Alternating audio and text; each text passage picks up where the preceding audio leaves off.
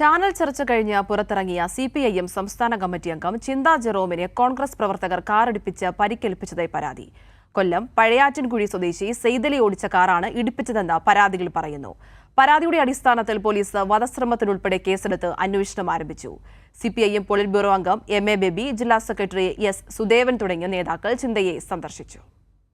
കൊല്ലം തിരുമുല്ലവാരത്ത് ഇന്നലെ രാത്രി 8-ന് ചാനൽ ചർച്ച കഴിഞ്ഞിറങ്ങവെയാണ് സംഭവം. കോൺഗ്രസ് NDA പ്രതിനിധികൾ പങ്കെടുത്ത ചർച്ചയിൽ കോൺഗ്രസിനെതിരെ രൂക്ഷ വിമർശനം ചിന്ത ഉയർത്തി. ഇതിൽ പ്രകോപിതനായ KSU നേതാവ് ഫൈസൽ സഹപ്രവർത്തകർക്കൊപ്പം ചിന്തയെ അസഭ്യം പറഞ്ഞു. ഇതിനെ തുടർന്ന് ചേരിതിരിഞ്ഞ് വാക്കുതർക്കമുണ്ടായി.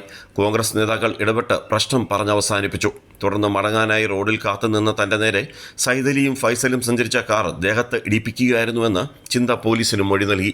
അക്രമകാരികൾക്കെതിരെ നടപടി സ്വീകരിക്കണമെന്ന് DYFI സംസ്ഥാന ട്രഷറർ SR അരുൺ ബാബു ആവശ്യപ്പെട്ടു. സംഭവവികാസങ്ങൾ നോക്കിക്കാണുന്ന ആളുകൾക്ക് മനസ്സിലാകും. കാരണം തുടക്കം മുതൽ തന്നെ ചിന്തയെ ക്കെതിരായിട്ടുള്ള അക്രമങ്ങൾക്ക് അതിന് നേതൃത്വം കൊടുക്കുക, ബോധപൂർവമായി പ്രശ്നങ്ങൾ ഉണ്ടാക്കാൻ ശ്രമിക്കുക, ചർച്ച അവസാനിച്ചതിന് ശേഷവും ചിന്തയും അമ്മിക്കും എതിരായിട്ടുള്ള മോശപ്പെട്ട നിലയിലുള്ള വർത്തമാനങ്ങൾ പറയുക, ഒരു സംഘർഷം ഉണ്ടാക്കുക എന്ന ലക്ഷ്യത്തോടു കൂടിയാണ് UDFൻ്റെ ഭാഗത്തുനിന്ന് പങ്കെടുത്ത ആളുകളെല്ലാം ശ്രമിച്ചത്.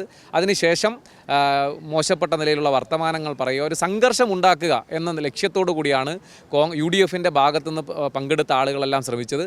അതിനുശേഷം ഇതെല്ലാം അവസാനിച്ചു പോകുന്ന ഘട്ടത്തിലാണ് ബോധപൂർവ്വ സംഘർഷം ഉണ്ടാക്കുക, ആക്രമിക്കുക എന്ന ലക്ഷ്യത്തോടു കൂടിയാണ് വാഹനമിടിച്ച് ആക്രമിക്കാൻ വേണ്ടി ശ്രമിച്ചത്.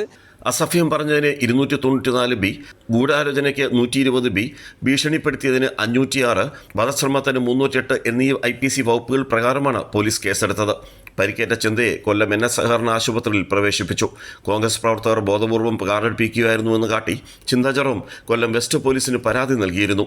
അതേസമയം പരാതി കളവാണെന്ന് യൂത്ത് കോൺഗ്രസ് പ്രവർത്തകരുടെ അവകാശവാദം. കൈരളി ന്യൂസ്, കൊല്ലം.